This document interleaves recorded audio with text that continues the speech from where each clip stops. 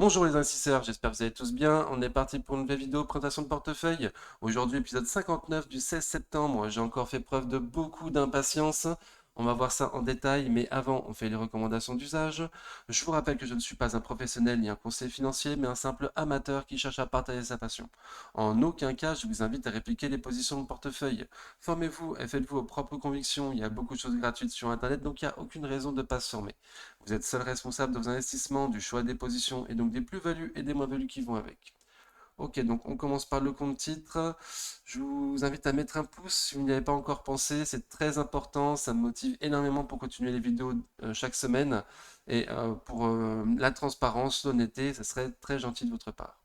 Ok, donc Total a encore bien performé cette semaine. Elle a fait plus 3,30%. Je suis bientôt à plus 100% sur Total. Très très très bien.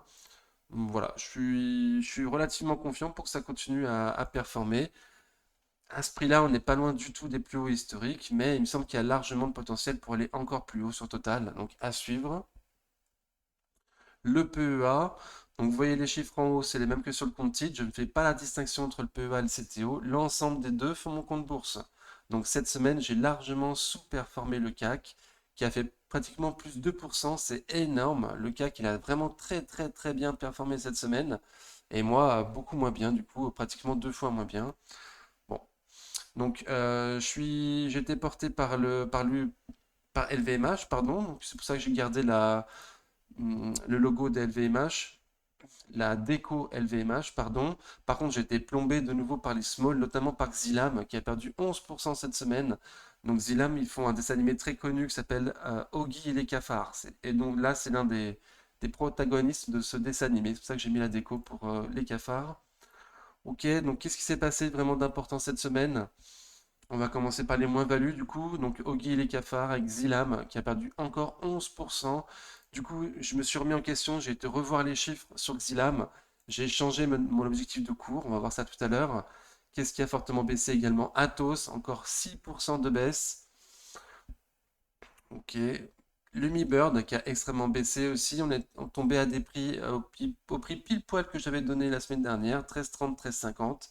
On y a été pile poil. On est remonté en fin de semaine suite à la signature d'un contrat avec l'armée, très très bien.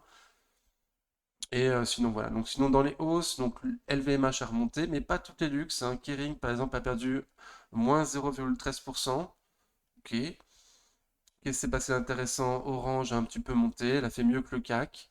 Défensif, très très bien. Coface aussi a fait beaucoup mieux que le CAC, deux fois mieux que le CAC, super. Un super dividende encore à ce prix-là, hein, après un peu moins de 10%. Ruby également a surperformé largement le CAC, donc très bien. J'espère que la tendance va repartir de plus belle. Il y a aussi un bon dividende à ce prix-là, relativement safe, ok. Bon, faut pas qu'il y ait un nouveau coup d'État en Afrique ou un tremblement de terre mal placé. C'est relativement dangereux, donc je suis pas sûr de me renforcer, mais ça pouvait continuer à performer, ça m'arrangerait. Crédit Agricole également. Alors les bancaires en général ont surperformé le CAC très très très bien. Donc évidemment, moi je m'étais allégé sur ce général il y a peu de temps. Voilà, erreur, c'est comme ça. Au moins j'en ai gardé une bonne partie. Qu'est-ce qui a fait mieux le CAC que le CAC? Eurofins aussi, il a fait mieux que le CAC. Maintenant, on est retourné sur les 53 euros, ça fait pratiquement un double bottom, on va voir ça sur le graphique tout à l'heure. Stellantis qui performe bien, moi ça m'étonne toujours, je suis très prudent sur l'automobile. Voilà, surtout avec la grève qui vient de commencer aux US, attention. Qu'est-ce qui a surperformé le CAC? Donc Total a surperformé le CAC, plus 3,30%, ok, on l'a vu tout à l'heure. Amundi aussi a fait mieux que le CAC. Sanofi, je suis rentré du coup sur Sanofi, ok, et c'est tout. Donc je suis aussi rentré sur Pernod Ricard pour ceux qui n'auraient pas remarqué, et j'ai vendu du coup L'Oréal. On va voir ça tout de suite avec mes ordres. Donc qu'est-ce que j'ai fait cette semaine? Je suis rentré sur Sanofi le 11 septembre, c'était lundi, il me semble. Ouais, c'est ça. La semaine dernière, je vous avais montré que bon, j'avais très peu de sociétés en tendance haussière. Donc j'ai voulu en rajouter une de plus. J'ai fait preuve d'impatience parce qu'au prix où je l'ai acheté, sincèrement, il n'y a pas d'opportunité particulière. On l'avait étudié il y a 2 semaines, il me semble. On était à 95 euros. C'était très très beau, les fondamentaux. J'avais dit que bon, je m'attendais à ce qu'on passe au-dessus des 100 et qu'à terme, ça risque d'y rester, quoi. Donc, J'avais ça en tête. J'ai vu que graphiquement, c'était très très beau. En plus, ils en ont parlé dans une émission sur BFM Business. Euh, voilà, je me suis dit que ça allait pouvoir continuer à performer. Donc ça a été le cas. J'ai pas acheté au plus bas, j'ai pas non plus acheté au plus haut. Voilà, mais j'ai fait preuve d'impatience en tout cas. On va voir tout à l'heure avec ma liste des courses. J'ai refait ma liste des courses. J'ai vraiment fait preuve de beaucoup d'impatience. L'Oréal, j'ai vendu. J'ai vendu en légère perte pour moi, alors qu'en fin de semaine, on est remonté très très bien.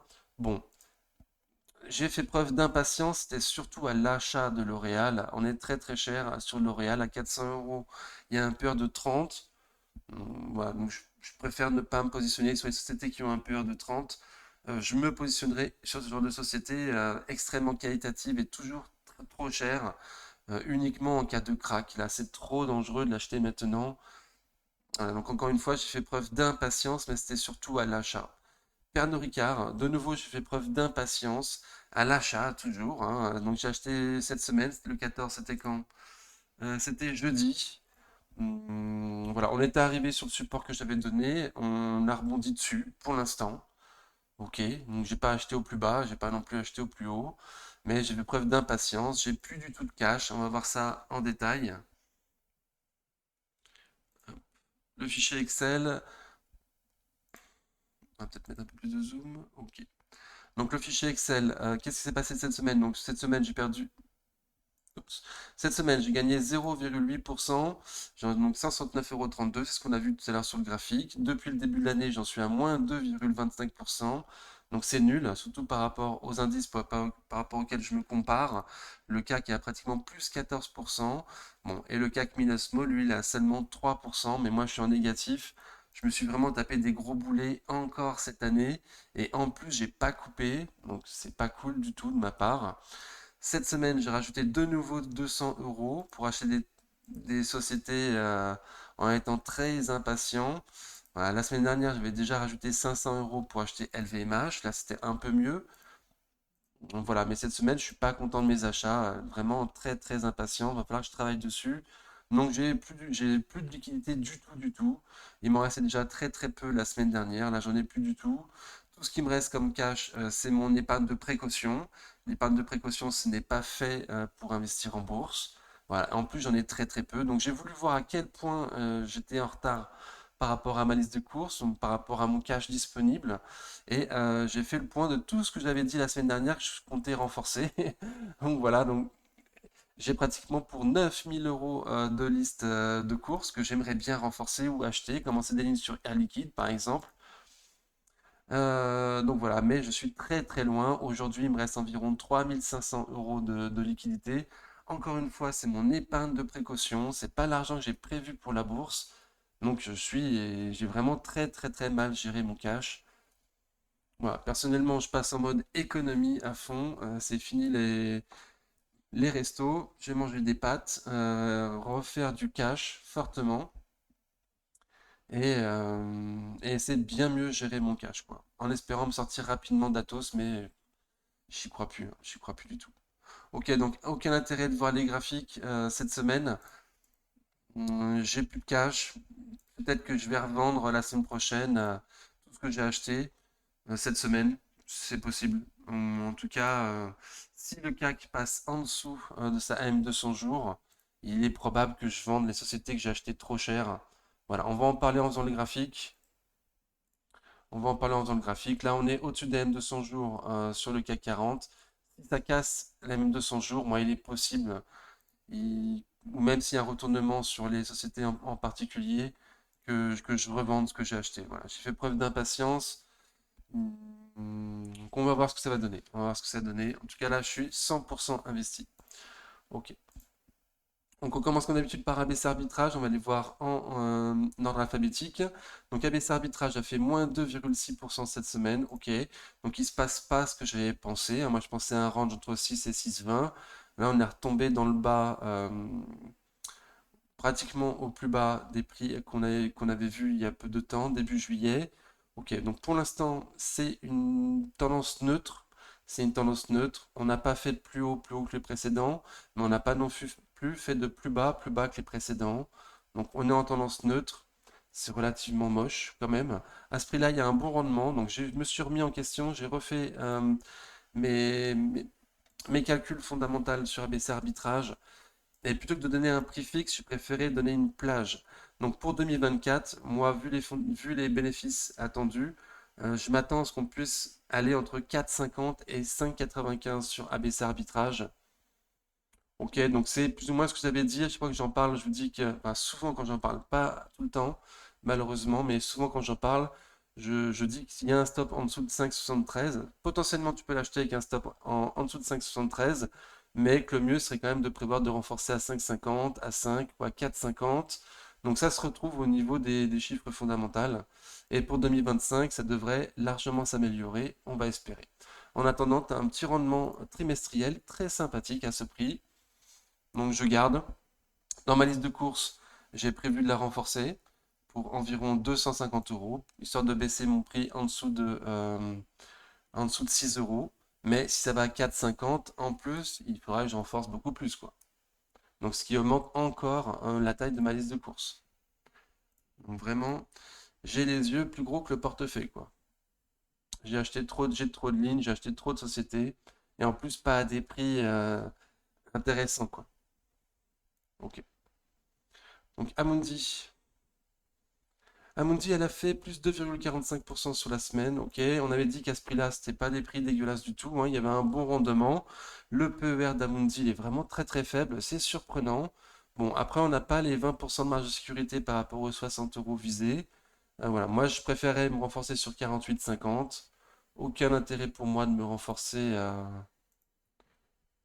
à 7% de mon prix. Ce serait prendre un risque pour rien. Donc, je vais attendre une opportunité sur Amundi. À ce prix-là, c'est pas nul du tout. On rebondit à un prix intéressant. Donc, à voir si on rebondit vraiment. Pour l'instant, on fait des plus hauts de plus en plus bas et des plus bas de plus en plus bas également. Donc, je reste confiant pour essayer de la choper un peu plus bas, même si les prix actuels sur Amundi sont pas inintéressants du tout. Beaucoup de volume sur beaucoup de sociétés cette semaine. D'une manière générale, les graphiques se dégradent, mais il y a eu énormément de volume, surtout vendredi, un peu partout. On va voir ça. Atos, elle a encore perdu 6% cette semaine.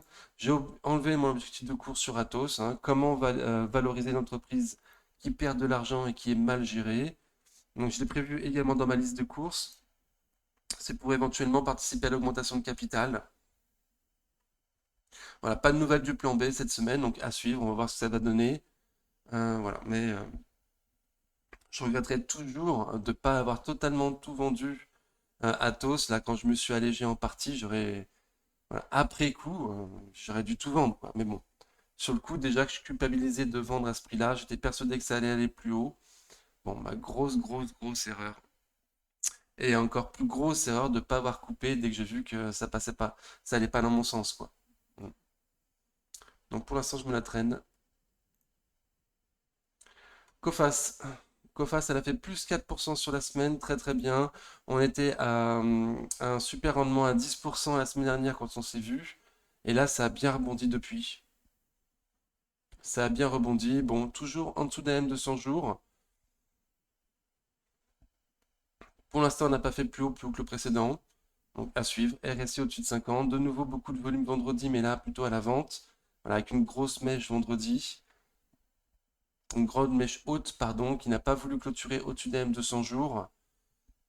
Donc à suivre. Moi, j'ai un petit de cours entre 12 et 13 euros pour 2024-2025. Voilà, les prix là sont pas non plus des grosses opportunités, à part pour le rendement avec le dividende. Crédit Agricole, donc les bancaires ont bien fonctionné. Crédit Agricole a fait plus 6%, très très bien. On est arrivé à mon objectif de cours pour 2024, avec beaucoup de volume qui accumule, avec un RSI au-dessus de 50, c'est très très beau. J'ai bon espoir qu'on puisse passer les plus hauts récents, là qu'on parte de cette résistance et qu'on essaie d'aller voir beaucoup plus haut. J'espère toujours pouvoir combler ce gap à 13,85. Voilà. Et personnellement, je ne me suis pas assez chargé pour pouvoir m'alléger à ces prix-là. Je vais garder uniquement pour le dividende. Mais je trouve Crédit Agricole beaucoup mieux que Société Générale, qu'on va voir tout de suite d'ailleurs. Société Générale, elle, a fait plus 4,7%, donc très très bien. Elle aussi, il y a un joli rebond après avoir pris soutien sur un support. Ok. Beaucoup de volume également sur Société Générale, mais on voit au niveau de l'accumulation distribution, ça a énormément distribué sur Société Générale. Ce n'était pas le cas sur Crédit Agricole. Et une bougie rouge sur les volumes également vendredi, donc plutôt deux vendeurs, avec une mèche basse. Bon, on n'a pas voulu combler ce gap à 26,69. On les a comblés avec des mèches uniquement, mais pas le corps. Donc je trouve Crédit Agricole graphiquement plus belle que Société Générale. Mais je reste très confiant sur les bancaires, hein. Peut-être pas cette année, mais au moins l'année prochaine. Moi, je pense que ça va continuer à surperformer le CAC. Je pense que ça va continuer à surperformer le CAC cette année. Mais pour Société Générale, je suis pas sûr de pouvoir m'alléger sur les 30 ou 36 euros avant l'année prochaine. C'est ça que j'ai voulu dire, pardon. Equasens, tout petit rebond à plus 0,95%. J'ai refait mes prix aussi sur Equasens. Voilà, je pense que j'avais surestimé le prix d'Equasens, c'est pour ça qu'elle n'est pas très recherchée ces temps-ci. Alors après, il y en a d'autres qui la voient encore plus haut, hein, les analystes professionnels qui la voient plus haut. Mais bon, je pense qu'il vaut mieux être prudent. Moi, j'avais beaucoup les lunettes roses sur mes analyses ces derniers temps, donc j'ai enlevé les lunettes roses. J'essaye d'avoir des prix plus justes, un peu plus durs et être plus exigeant sur les montants des PER. Ok, donc c'est pour ça que j'ai largement baissé mon objectif de cours. Bon, après, magnifique société. J'ai quand même l'espoir qu'il fasse mieux que ce qui est attendu par les analystes professionnels et qu'à terme, on revoit les bénéfices attendus pour 2025. Donc, à suivre. Là, on est dans un support comme la semaine dernière. Ouais, il ne se passe pas grand-chose, plus 0,95 je crois. RSI toujours en dessous de 50. Voilà, donc je m'attends à ce qu'on puisse aller sur les 70, voire 65, voire 60. Et c'est uniquement sur les 62 euros qu'on pourra avoir 20% de marge de sécurité par rapport au prix visé pour 2024. Uniquement à 62 euros. Eurofins Scientifique, donc une belle tendance baissière. Elle aussi, j'ai revu mes chiffres sur Eurofins. J'ai baissé l'objectif, le multiple de valorisation, pardon. Je la trouve encore un peu chère à ces prix-là. On n'a pas les 20% de marge de sécurité. Elle a fait plus 2,18%, très très bien. Donc on pourrait le prendre comme un double bottom sur les 53 euros ou on pourrait aussi voir la prendre comme une tendance baissière qui continue, hein. On a fait les plus bas que les précédents. On a du mal à passer au-dessus de la moyenne mobile court terme, pardon, RSI toujours en dessous de 50. Donc il y a du gros volume de nouveau vendredi, mais ça a distribué. Voilà, c'est une configuration qu'il y a eu sur beaucoup de sociétés où il y a eu du gros volume, mais ça distribue. Voilà, des grandes mèches hautes. Donc certains, des grosses mains se sont allégées quoi vendredi, hein. Et les petites mains ont récupéré les prix un peu élevés, il me semble, hein. Donc, voilà, donc moi je préfère rester très prudent. C'est pour ça que je m'auto-soule. Je me suis déçu moi-même à être aussi impatient et avoir gâché mon cash, surtout cette semaine. Voilà. J'étais trop vite, trop fort, comme d'habitude. Euronext, elle, j'ai pas changé mon objectif de cours. Elle a perdu moins 1,58% sur la semaine. Ok, donc là où le CAC qui fait pratiquement plus 2%, elle a fait moins 1,5%. Elle n'est pas du tout recherchée. À ce prix-là, il me semble que le prix est canon de nouveau. Mais il y a peut-être un truc que je vois pas, hein. Il y a un truc que je comprends pas. C'est toujours pas recherché. Voilà, ça distribue son outil accumulation-distribution. De nouveau, gros volume vendredi, mais avec un RSI au-dessus de 50 qui distribue et une grande mèche haute. Voilà, toujours en dessous de la moyenne mobile court terme. On est dans un support. Bon, donc potentiellement, il faut être prêt à la renforcer plus bas, hein. 61 les plus bas récents, voire 58-60 le niveau inférieur. Prochain chiffre le 8 novembre, c'est pas tout de suite, tout de suite. GTT, elle a fait moins 1,34% sur la semaine. Bon, je suis pas très inquiet. On avait dit hein, la semaine dernière que on arrivait dans une résistance, qu'il était normal qu'on la passe pas d'un coup, qu'on risquait de latéraliser. Voilà, au moins certains allaient vendre et faire une prise de bénéfice. Tout à fait légitime. Voilà, donc bon, pas très surprenant, pas très surprenant. Je suis toujours confiant pour le moyen long terme. J'ai un optique de cours bien plus élevé que ça pour 2024 et encore plus pour 2025. Là, ça distribue pas. Il y a eu beaucoup de volume vendredi de nouveau, mais RSI au-dessus de 50 et ça distribue pas. Donc, de nouveau une mèche haute, mais voilà, de nouveau, certains ont pris leurs bénéfices à ces prix-là. Voilà, je serais pas étonné, peut-être pas cette semaine, mais que très prochainement, on comble le gap à 120,70 et qu'on aille en direction des 130, essayer de combler le deuxième gap. Voilà, c'est mon scénario. C'est mon scénario. Kering. Donc Kering, toujours décevant, un moins 0,13% cette semaine, alors que le CAC fait pratiquement plus 2, alors que LVMH a fait plus 6%, il me semble, plus 3%, comme le CAC, plus 2,80. Ok, donc quand même surprenant. Donc gros volume vendredi, mais RSI en dessous de 50, ça distribue. Voilà, donc de nouveau, on est toujours en dessous de la moyenne mobile court terme. Donc beaucoup ont acheté, mais je pense pas que ce soit des grosses mains qui ont acheté un Kering. Donc je m'attends prêt à pouvoir renforcer entre 430 et 440. Je vais être le plus exigeant possible sur mon prix de renfort. Voilà, surtout parce que j'ai très très très peu de cash du coup, hein. J'ai encore une fois, j'ai 3 500 € de cash sur 9 000 € de liste de courses. Donc, voilà. Et j'espère que le défilé du Gucci du 22 septembre va bien se passer et qu'on va pouvoir remonter très fortement. Mais pour l'instant, le marché n'en veut pas. Pour l'instant, le marché n'en veut pas. L'Oréal, donc je l'ai vendu cette semaine, on la voit quand même en graphique, elle a fait plus 1,40% sur la semaine. Je l'ai vendu pratiquement au plus bas. Voilà, j'avais très peur qu'elle casse MM 200 jours et qu'on aille voir beaucoup plus bas. C'était mon scénario. Bon, pour l'instant, il ne s'est pas réalisé. Jeudi 14 septembre, on est descendu très bas en dessous des M 200 jours, mais on est très très fortement remonté dans la journée. Pratiquement un marteau, très joli en tout cas. Et vendredi, on ouvre avec un grand gap haussier.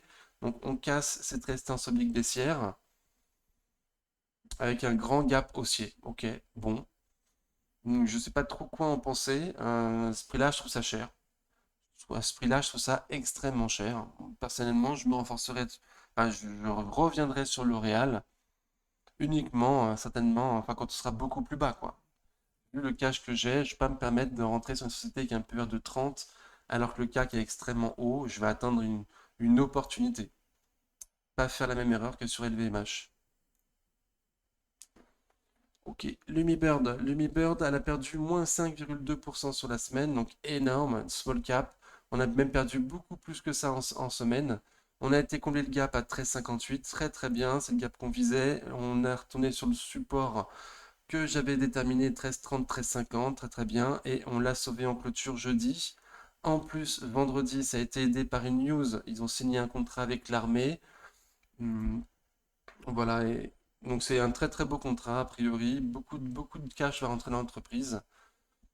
Et certainement pour plusieurs années également. Donc très très très bien. Voilà, à ce prix-là, c'est pas cher. Mais personnellement, voilà, j'espérais que ça reste plus longtemps entre 13,30 13,50. Je voulais même voir où ça allait. Je pensais pas que ça allait remonter aussi fort. Je pensais pas qu'il allait y avoir une news. Voilà, donc j'ai pas pris l'occasion de me renforcer. Malheureusement. C'est une small, j'ai pas voulu prendre trop de risques, je voulais préférer attendre et voir ce qui se passait. Bon, pour l'instant c'est reparti. Alors la tendance reste quand même baissière malgré tout, hein. On est toujours sous la moyenne mobile court terme. On n'a pas voulu passer la résistance là des 14,16, 14,30. Voilà, grande mèche haute. Donc c'est pas dit non plus qu'on retourne pas entre 13,30 13,50, hein. C'est pas dit, hein. RSI toujours en dessous de 50, mais gros volume, gros volume, qui a distribué un petit peu. De nouveau, cette configuration, gros volume, ça distribue. RSI en dessous de 50. LVMH a fait plus de 86% sur la semaine, donc légèrement moins bien que le CAC. Très très bien. À ce prix-là, c'est toujours un prix très intéressant, hein. Euh, à ces prix-là, enfin plutôt en dessous de 750 €. La semaine dernière, j'avais dit, hein, en dessous de 750 €, le risque, il est quand même assez minime pour du moyen long terme à ces prix-là, hein. Donc bon, j'espère que vous avez pu en profiter. J'espère qu'on va pouvoir. Alors, le scénario de Laurent Albis serait plutôt un retour sur les 780, euh, où là on trouvera des vendeurs pour ensuite peut-être redescendre plus bas. Il me semble que c'est ça qu'il nous a dit. Voilà, donc attention. Pour l'instant, il y a un rebond très très fort avec gros volume, mais ça distribue RSI en dessous de 50. Donc grande mèche haute. On est toujours sous la résistance oblique baissière. Voilà. Pour l'instant, ce n'est que un rebond technique. Très fort rebond technique, mais ce n'est que un rebond technique pour l'instant. Voilà, si j'en ai l'occasion, certainement que je m'allégerai d'une LVMH à 780, histoire d'avoir un peu plus les moyens de mes ambitions à suivre. Métropole TV, elle a fait plus 0,16% sur la semaine, donc elle m'embête. Elle m'embête, elle veut pas descendre. Bon, pour l'instant, la tendance est baissière. La tendance est baissière, mais c'est très léger. On a été testé la moyenne mobile court terme, on veut pas clôturer dessus. Bon, mais on a fait plus 0,16 quoi. J'aurais préféré qu'elle baisse. Personnellement, j'ai envie de me renforcer sur Métropole entre 11 et 11,50. Ce serait parfait pour un début de renfort, faire baisser largement mon PRU, augmenter le montant de mes dividendes, mais elle veut pas baisser quoi. Elle, ça distribue pas. Il y a eu du volume vendredi, mais ça distribue pas.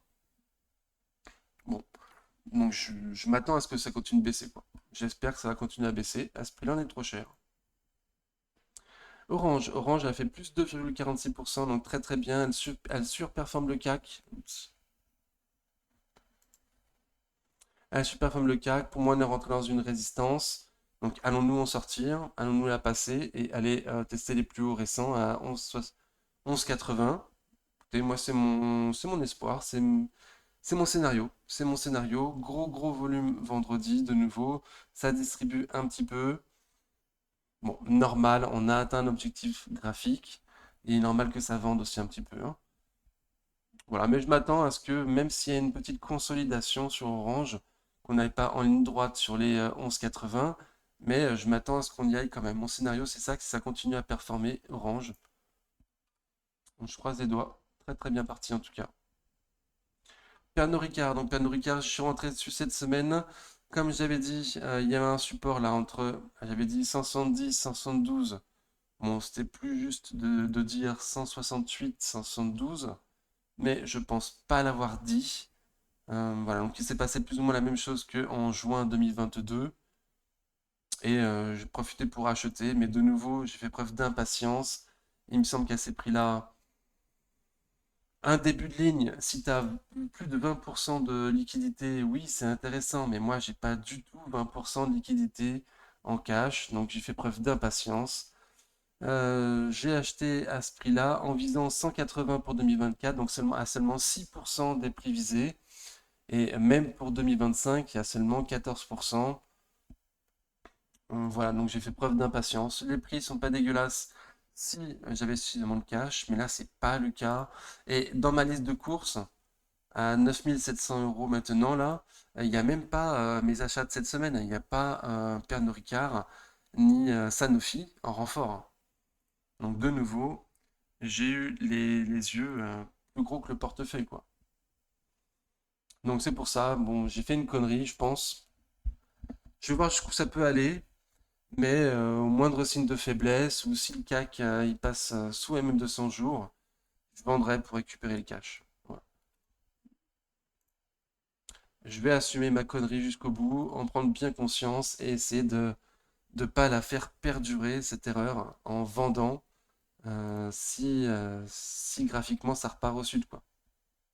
Pour l'instant, c'est qu'un rebond technique. Pour l'instant, c'est qu'un rebond technique. On est sous la moyenne mobile court terme. Il y a eu du gros volume, certes, mais ça a distribué vendredi. Donc voilà, pas trop quoi vous dire à part ça. Il faudrait avoir un stop sous les 168. Sa clôture en dessous des plus bas là du 14 septembre. Sa clôture en dessous de 167,45, j'aurais vendu, certainement. Rival Media, elle a de nouveau perdu 2,6% cette semaine. Donc elle, c'est une de mes grosses erreurs. J'ai mal regardé les fondamentaux, j'ai mal fait mon travail. Et depuis, je paye. Donc ça chute. Bon, j'ai bon espoir par contre que ça remonte à un moment donné. Je ne trouve quand même si moi j'ai mal fait mon travail, il me semble qu'à ces prix-là, quand même, c'est vraiment pas cher du tout, Rival Media, qui a largement un potentiel pour aller beaucoup plus haut. Donc il est hors de question que je vende. Voilà. Mais en attendant, ça baisse de semaine en semaine. On est toujours sous la moyenne mobile court terme. Ouais, les chiffres du premier semestre le 20 septembre, en espérant qu'il y ait un rebond à ce moment-là, quoi. Que le management rassure, que les marges rassurent, que les perspectives rassurent, et qu'on puisse remonter. À ce prix-là, c'est pas cher, mais les small caps ne sont pas du tout recherchés. Voilà. Et Reworld ne fait que sous-performer le CAC depuis plusieurs mois maintenant. Ruby, elle a fait plus 4% sur la semaine, très très très bien. Gros volume vendredi de nouveau, mais qui distribue. Bon, là il y a un RSI au-dessus de 50, c'est pas mal. Il y a au moins une certaine force sur Ruby. À ce prix-là, le dividende il est pas nul du tout. À ce prix-là, le dividende il est pas nul, mais c'est quand même assez dangereux. Voilà, il faut pas que ça te fasse une de tes premières lignes. Enfin, moi je la veux pas dans mes premières lignes de portefeuille en tout cas. Je veux bien me renforcer un petit peu, mais pas du tout la faire monter trop fort dans le portefeuille. Voilà, je trouve que mon PRU il est déjà pas trop mal. Et si vraiment ça devrait se reprendre, Ruby, ça irait sur les 30 euros.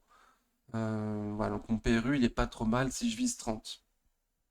Pour l'instant, je vise 25. Uniquement 25. Voilà, je garde surtout pour le dividende. Il y a un peu de. Elle est un petit peu passée à la mode, certains en parlent. Donc j'espère que ça va continuer. Notamment, elle est rentrée dans le high five de Ports en part de septembre. Donc j'espère que ça va continuer à performer pour nous qui sommes dessus. Voilà, après, j'ai pas énorme de conviction. Je garde surtout pour le dividende. Je compte pas me renforcer énormément sur Ubi. Sanofi, donc je suis rentré aussi dessus cette semaine. Elle a fait plus 2,45% sur la semaine. Donc elle surperforme le CAC sur la semaine. Mais moi, depuis que je suis rentré dessus, euh, chaque jour, elle a fait moins bien que le CAC, quoi. Bon. Gros volume vendredi, de nouveau, mais qui distribue un petit peu. Grande mèche haute sur Sanofi. De nouveau, j'ai pas un objectif, enfin, j'ai un petit du cours à 111 euros sur Sanofi. J'ai un prix à 102 euros. Donc j'ai acheté avec un objectif, hop, de gagner 8% du foufou. Et un peu plus pour 2025, mais 25% si je vise 2025 et si mes prix sont justes, si mes estimations sont justes. Bon, il me semble que c'est pas l'opportunité du siècle. Je voulais une société en tendance haussière supplémentaire. En plus, j'étais content de renforcer une société dans le secteur santé, mais voilà, au vu de mon cas, c'est une erreur, quoi. C'est une erreur tactique, je trouve. Donc, je vais essayer de profiter toujours de la tendance haussière en espérant qu'elle continue. Et de nouveau, comme Pernod Ricard, hein, si le CAC passe en dessous de la moyenne mobile 200 jours, bah, c'est un moment que je vendrai. Si je sens que ça s'essouffle sur Sanofi, que ça repart en tendance baissière, certainement que je m'allégerai. Ou je vendrai, pardon, je vendrai. Société Générale, donc on l'a vu tout à l'heure, hein, un petit rebond, mais ça me semble moins beau quand même que Crédit Agricole. Stellantis avait plus 5,2%, ok, très très bien. On a été comblé un gap baissier, super. On a fait plus que deux fois le CAC, très très très bien. Mais bon, vendredi, on a une mauvaise news avec une grève qui commence aux US, une grève d'un syndicat très très fort, très puissant aux États-Unis. Donc attention, à ce prix-là, on n'est pas cher sur Stellantis, mais personnellement, je suis très très très prudent. Secteur automobile, secteur cyclique. Là, on a eu des chiffres exceptionnels en 2022. Peut-être qu'ils vont perdurer encore pour 2023, mais après, pour la suite, je suis pas du tout sûr. Voilà, donc je préfère être très prudent et dire uniquement en dessous de 15 sur Stellantis. Hors de question que je me renforce au-dessus de mon PRU. Je vais attendre une opportunité beaucoup plus basse si on y va. Mais là, j'avoue que c'est très très beau. Donc parfait, je suis dans le bateau. Pourvu que ça continue. Voilà, moi, j'y crois pas trop. Et elle, par contre, vendredi, il y a un gros volume et ça accumule. Donc bon. Donc peut-être que je me trompe, qu'il y a un truc que je vois pas, hein, encore une fois, hein. La mèche basse, elle est plus importante que la mèche haute sur vendredi, hein, vendredi 15 septembre. Bon, donc à suivre. STM a fait moins 0,10% sur la semaine, donc elle a rien fait. Elle a rien fait. Elle a latéralisé, mais toujours sous la moyenne mobile court terme. Donc, bon, pour l'instant, tendance baissière affirmée sur STM. On est loin de ses prix visés. Voilà, elle n'est pas recherchée ces temps-ci. Tant mieux. Je vais pouvoir peut-être me renforcer sur 40, voire sur 38. Plutôt 38 que 40. Mais je fais preuve de forcément d'impatience ces temps-ci, donc c'est- c'est- Téléperf a fait moins 1,42% sur la semaine, donc on est toujours très très bas sur Téléperf. Bon voilà, moi je m'attends à rien tant que l'acquisition de Majorel n'est pas faite et tant qu'on n'a pas des chiffres annuels, tant que le management ne va pas rassurer sur le fait que l'IA est plus une opportunité qu'un risque. Donc pour moi, on va rester à des prix très très bas tant que ça ne sera pas rassuré. 125, c'est pas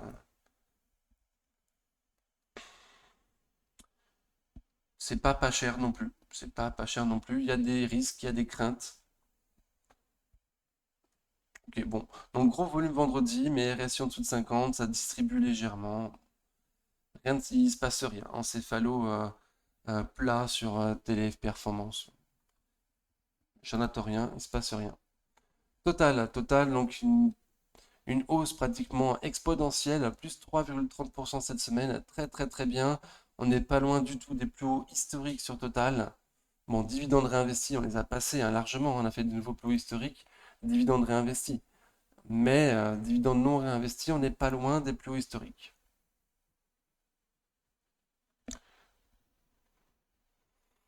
Mais là, ça part vraiment très très fort. Donc, est-ce qu'on va pas latéraliser avant de continuer à monter? Moi, ce serait plutôt mon scénario. Voilà, je suis très très confiant pour le futur, pour du long terme sur Total. Ah, de nouveau, le pétrole pas cher, c'est fini pour moi. Gros volume, en surachat. Attention, on a peut-être été un peu trop haut, un peu trop vite. Xilam, donc mon gros boulet de la semaine, moins 11%. J'ai l'impression d'être dans un bateau qui prend l'eau et à chaque fois il faut que je bouche les trous. Et là, je vais plus avoir assez de mains pour tout boucher, quoi. Assez de cash du coup pour tout boucher. Xilam, j'ai revu du coup mes chiffres sur Xilam, j'ai revu mes objectifs de cours. J'avais un objectif de cours à 20, un PER de 20, donc c'est trop élevé. Je trouve que c'est trop élevé. J'ai préféré prendre un PER de 15. Voilà, au vu de la croissance et au vu de la croissance et des marges, il me semble que 15, c'est pas cher payé, mais je préférais être plus exigeant euh, et être agréablement surpris plutôt que de viser trop haut et être forcément déçu, quoi. Donc voilà pourquoi j'ai fortement baissé mon objectif de cours sur Xilam. Bon, mais je trouve quand même qu'à ces prix-là, c'est pas non plus cher payé pour vu la qualité de la société, vu la croissance de nouveau et vu les marges. Je trouve que c'est pas cher payé. Voilà, je remarque que vendredi, il y a eu beaucoup de volume, on est en survente, mais que ça distribue pas énorme. Pour moi, les gros ne sortent pas sur Xylam à ces prix-là, c'est pas cher payé. Après, les smalls sont vraiment pas recherchés ces temps-ci. Je serais pas non plus étonné si on passe sous les 10 de PER sur Xylam. Ce serait pas cher payé, mais il y en a plein de sociétés qui sont pas chères, qui sont pas recherchées par le marché. Il y en a plein. Donc bon. Donc je vais continuer à subir certainement sur Xylam. J'ai pas prévu de me renforcer pour l'instant, j'ai pas assez de cash pour tout renforcer. Et Xylam ne va pas être ma priorité. Là j'ai plus du tout de support, donc on va voir jusqu'où ça peut aller. Prochain chiffre le 28 septembre, en espérant que ça se reprenne à ce moment-là. Voilà, mais tendance extrêmement baissière, même s'il y a un rebond, je pourrais pas penser que ce soit autre chose qu'un rebond technique, hein. Voilà, à un prix vraiment intéressant, il me semble. Même en étant un peu exigeant. Et si j'aurais voulu être plus exigeant, j'aurais pris un PER de 10 pour prendre en compte la saisonnalité des smalls qui sont vraiment pas recherchés du tout. En tout cas, pas Xilam. Ok, bon, on a fait le tour du portefeuille, j'espère que ça vous a convenu. N'hésitez pas à mettre en commentaire vos objectifs de cours pour les sociétés que j'ai présentées. Et n'oubliez pas le pouce avant de partir, ça fait toujours très plaisir. En attendant, prenez soin de vous, ciao.